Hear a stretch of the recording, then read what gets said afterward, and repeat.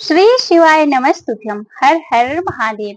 आप सभी का भक्ति चैनल पर हार्दिक स्वागत है। आज आप सभी सुनेंगे श्रावण मास की कथा में श्रावण मास महात्म्य की कथा अध्याय 6। आज की कथा में आप सभी सुनेंगे सोमवार व्रत का विधान। सनत कुमार बोले, हे भगवान, मैंने रविवार का हर्षकारक महात्म्य सुन लिया। अब आप श्रावण मास में सोमवार का महात्म्य मुझे बताइए। ईश्वर बोले, हे सनत कुमार, सूर्य मेरा नेत्र है, उसका महात्म्य इतना श्रेष्ठ है, तो फिर उमा सहित सोम मेरे नाम वाले उस सोमवार का कहना ही क्या है। उसका जो महत्व मेरे लिए वर्णन के योग्य है, उसे मैं आपसे कहता हूँ। सोम चंद्रमा का नाम है और यह ब्राह्मणों का राजा है। यज्ञों का साधन भी सोम है। उस सोम के नाम के कारणों में आप सावधान होकर से सुनिए, क्योंकि यह वार मेरा ही स्वरूप है, अतः इसे सोम कहा गया है। इसलिए यह समस्त राज्य प्रदाता तथा श्रेष्ठ है। व्रत करने वाले को यह संपूर्ण राज्य का फल देने वाला है। हे विप्र, उसकी विधि सुनिए, मैं आपको विस्तार पूर्वक बता रहा हूँ। 12 महीने में सोमवार अत्यंत श्रेष्ठ है। उन मासों में यदि सोमवार व्रत करने से असमर्थ हो तो श्रावण मास में इसे अवश्य करना चाहिए।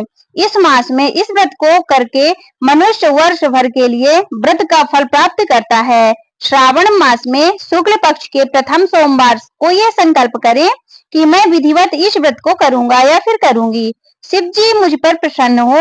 इस प्रकार चारों सोमवार के दिन और यदि 5 हो जाए तो उसमें भी प्रातः काल यह संकल्प करें और रात्रि में शिव जी का पूजन करें। 16 उपचारों से सायंकाल में भी शिव जी का पूजा करें और एकाग्रचित होकर इस दिव्य कथा का श्रवण करें। हे सनत कुमार, इस सोमवार की कही जाने वाली विधि को अब मुझसे सुनिए। श्रावण मास के प्रथम सोमवार को इस व्रत को प्रारंभ करें।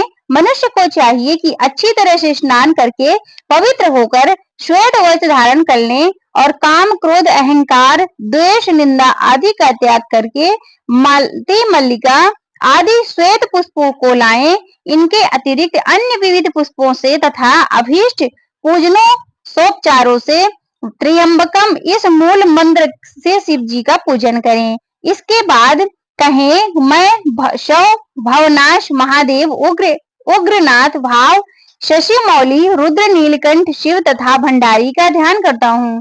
इस प्रकार अपने विभव के अनुसार मनोहर उपचारों से देवेश शिव का विधिवत पूजन करें। जो इस व्रत को करता है उसके पुण्य फल को सुनिए। जो लोग सोमवार के दिन पार्वती सहित शिव की पूजा करते हैं वह पुनरावृत से रहित अच्छे लोग को प्राप्त होते हैं। सनत कुमार, इस माह में नट्य व्रत से जो पुण्य प्राप्त होता है उसे मैं संक्षेप में कहता हूँ। देवताओं तथा दानवों से भी अवैध 7 जन्मों का अर्जित पाप नट्य भोजन से नष्ट हो जाता है, इसमें संदेह नहीं करना चाहिए। अथवा इस अच्युतम व्रत को उपवास पूर्वक करें।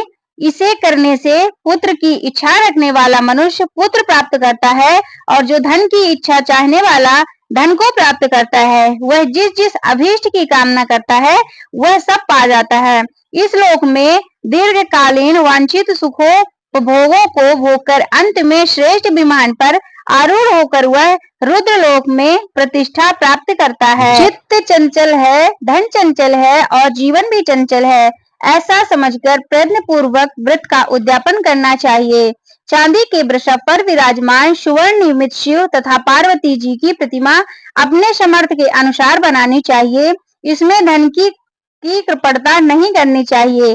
उसके बाद एक दिव्य तथा शोभितो भद्र मंडल बनाएं तथा उसमें 2 श्वेत वस्त्रों से युक्त एक घट स्थापना करें। घट के ऊपर तारे अथवा बांस का बना हुआ पात्र रखें और उसके ऊपर उमा सहित शिव को स्थापित करें। इसके बाद श्रुति स्मृति तथा पुराणों में कहे गए मंत्रों से शिव की पूजा करें। पुष्पों का मंडप बनाएं तथा उसके ऊपर रखें। सुंदर चंदोवा लगाएं, उसमें गीतों तथा बाजों की मधुर ध्वनि के साथ रात में जागरण करें।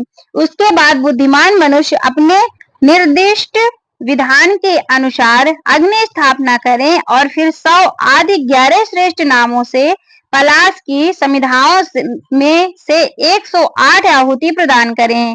यव, व्रीहि, तिल आदि की आहुति अप्याश्वस इस मंत्र से दें और विल पत्रों की आहुति त्र्यंबकम अथवा षडाक्षर मंत्र से ओम नमः शिवाय से प्रदान करें। इसके बाद दृष्टिगत होम करके पूर्णाहुति देकर आचार्य का पूजन करें और बाद में उन्हें गौदान को प्रदान करें। इसके बाद 11 श्रेष्ठ ब्राह्मणों को भोजन कराएं तथा उन्हें वंश पात्र सहित 11 घाट प्रदान करें। इसके बाद पूजित देवता को तथा देवता अर्पित सभी सामग्रियां आचार्य को दें और तत्पश्चात प्रार्थना करें कि मेरा व्रत संपूर्ण हो और शिवजी मुझ पर प्रसन्न हो। इसके बाद बंधुओं के साथ हर्ष पूर्वक भोजन करें। इसी विधान से जो मनुष्य इस व्रत को करता है वह जिस जिस अभिलाषा युक्त वस्तु की कामना करता है उसे प्राप्त कर लेता है और अंत में शिवलोक को प्राप्त होकर उस लोक में पूजित हो जाता है। हे सनत कुमार, सर्वप्रथम श्री कृष्ण ने इस मंगलकारी सोमवार व्रत को किया था और श्रेष्ठ आस्तिक तथा धर्मपरायण राजाओं से भी इस व्रत को किया। जो इस व्रत को नित्य श्रवण करता है वह भी इस व्रत के करने का फल प्राप्त करता है। इस प्रकार श्री स्कंद पुराण के अंतर्गत ईश्वर सनत कुमार संवाद में श्रावण मास महात्म्य में सोमवार व्रत कथन नामक छठा अध्याय संपूर्ण। हर हर महादेव। ओम नमः शिवाय। श्री शिवाय नमस्तुभ्यम।